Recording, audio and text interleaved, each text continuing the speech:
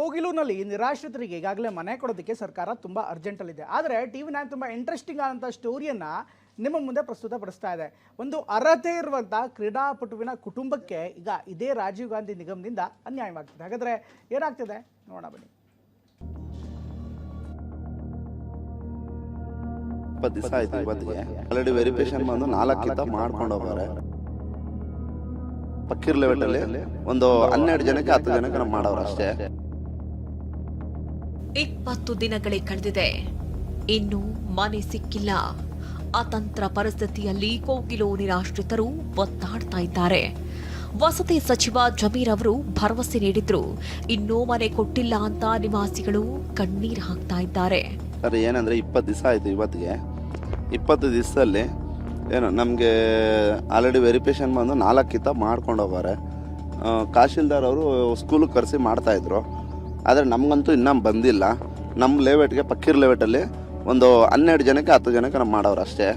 ಆಮೇಲೆ ಆ ಕಡೆ ಮಹಾನಾಯಕ ಲೇಔಟ್ ಅಂತ ಹೇಳಿ ಐತೆ, ಆ ಕಡೆ ಅವ್ರನ್ನ ಕರೆದು ಮಾಡ್ದವ್ರೆ.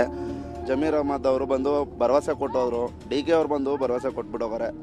ಆ ಭರವಸೆ ಕೊಟ್ಟು 1ನೇ ತಾರೀಕು ಕೊಡ್ತೀನಿ ಅಂತ ಹೇಳಿದವರು 1ನೇ ತಾರೀಕು ಹೋಗಿ 9 ದಿವಸ ಆಗ್ತಾಯಿದೆ ಇವತ್ತಿಗೆ 9 ದಿವಸ. 9 ದಿವಸದಿಂದ ಯಾವ ಮಾಹಿತಿನೂ ಇಲ್ಲ ಸರ್ ನಮಗೆ. ರಾಜ್ಯದ ಕ್ರೀಡಾ ಸಾಧಕನಿಗೆ ರಾಜ್ಯ ಸರ್ಕಾರದಿಂದಲೇ ಅನ್ಯಾಯ.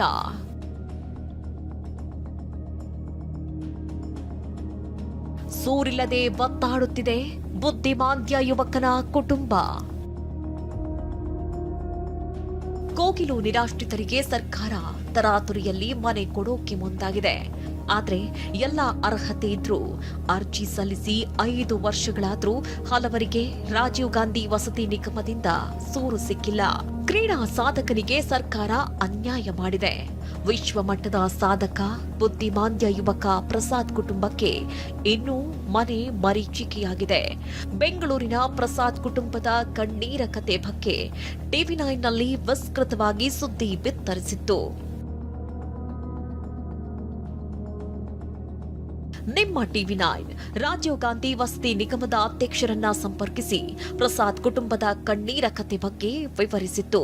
TV9 ವರದಿಗೆ ಸ್ಪಂದಿಸಿದ ರಾಜೀವ್ ಗಾಂಧಿ ವಸತಿ ನಿಗಮದ ಅಧ್ಯಕ್ಷ ಪರಶುರಾಮ್ 15 ದಿನ ಅಥವಾ ತಿಂಗಳಲ್ಲಿ ಪರಿಶೀಲಿಸಿ ಮನೆ ಕೊಡೋದಾಗಿ ಭರವಸೆ ಕೊಟ್ಟಿದ್ದಾರೆ. ಅಟೆಂಡ್ ಮಾಡ್ತೀನಿ ಸರ್, ಇಮಿಡಿಯೇಟ್ ಅಟೆಂಡ್ ಮಾಡ್ತೀನಿ. ನಮ್ಮ ಅಧಿಕಾರಿಗಳು ಏನಾದ್ರು ಆತರ ಹೇಳಿದ್ರೆ ಅದಕ್ಕೆ ನಾನು ಕ್ಷಮೆ ಕೋರ್ತೀನಿ ಸರ್. ಈ ತರ ಇವರಿಗೆ ನಾವು ಈ ತರ ತೊಂದರೆ ಆಗ್ಬಾರ್ದು, ಯಾರೇ ಇರ್ಲಿ ಎಲಿಜಿಬಲ್ ಬೆನಿಫಿಷರಿಗೆ ತೊಂದರೆ ಆಗ್ಬಾರ್ದು.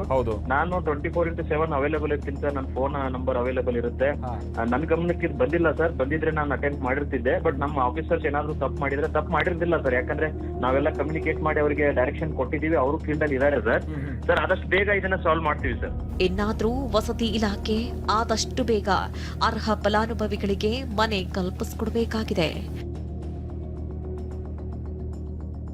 Bureau report TV9.